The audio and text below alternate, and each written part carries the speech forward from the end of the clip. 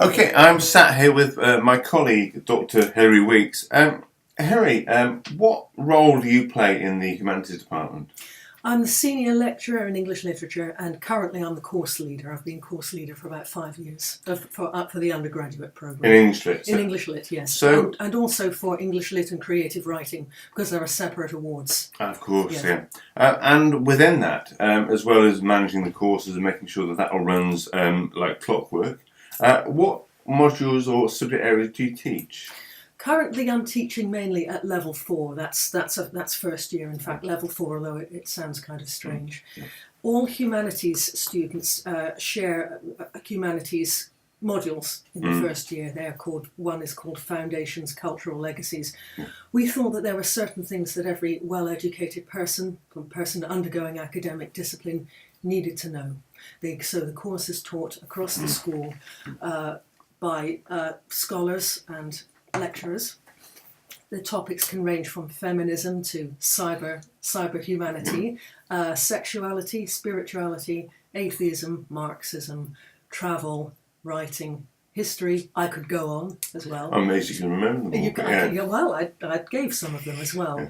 And then each subject area splits off into its own dedicated seminar groups. For example, if we're going to look at the subject of race and colonial and post-colonial ideas, we in English literature will study Joseph Conrad's Heart of Darkness and Chinua Achebe's response to that. So you might say that we're holding up a textual prism to these particular ideas. Then I also teach on another foundational module at level 4, myth and drama. We begin to look at the origins not only of, I suppose, the myths that underpin so much Western literature. You might be reading Keats's Ode to Psyche. Well, who or what is Psyche? Well, we begin with the Odyssey and Greek myths, go up through medieval romance. Trying to remember what we do now. Irish myths. We're doing Irish myth and drama today as well. And then in the next semester we look at the origins of drama and theatre through myth and mythology and various changing cultural imperatives under that as well. So those are your first year ones. But you don't just teach the first years. You're found throughout the degree course teaching different modules and... Yes, I don't currently teach at level 5, which is a pity, except for one small research option.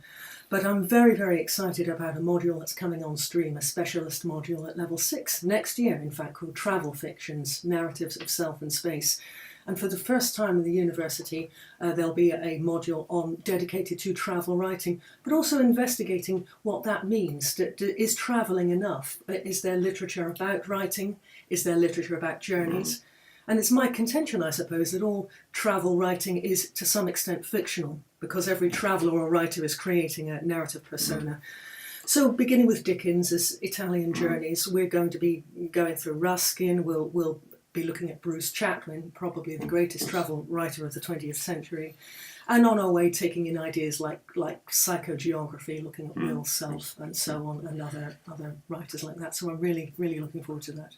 And that brings us, I think, to what I was going to ask you next, which is about your own research interest. So you teach, obviously, across a very broad range of literature, but obviously you have your own particular kind of more specific research interests, which I guess aren't that far from what you were just talking about in the third year. But what else or what other areas are you interested in regarding research?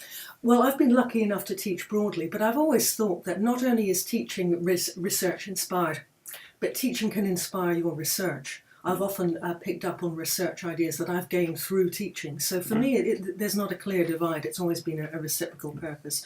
I'm currently working on Victorian travel writers, which I also am coming in very useful for my teaching as well.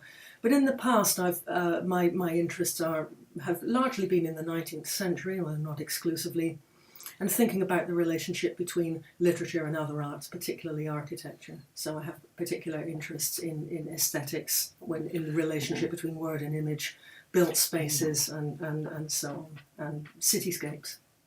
And what kind of writers has that have been most important in that process? I keep coming back to Ruskin, don't I? Right, yeah. And so, but Ruskin is so important for the modernists as well.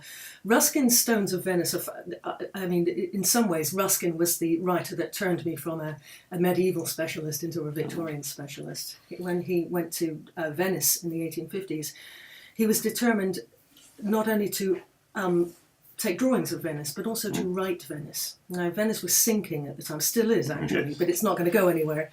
So Ruskin's Great Stones of Venice was in some ways a race against time. He wanted to write to the city and inscribe it, if you like, before it sank under the waves.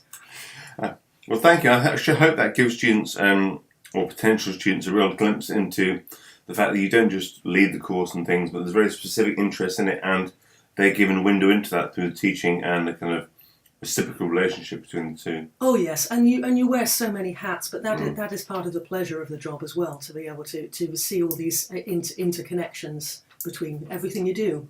Yeah, I think actually studying English at a university gives students the opportunity to begin to start to see where those connections are and where their interests lie in the connections between them. Oh, absolutely, and I often tell prospective students that I decided to study English literature, in fact, because by studying English literature, I could be a politician, I could be a geographer, I could be historians. Apologies to historians who cramming their act as well. I could be a linguist. I could draw on all these worlds of knowledge, and I've never changed my mind. I still feel that.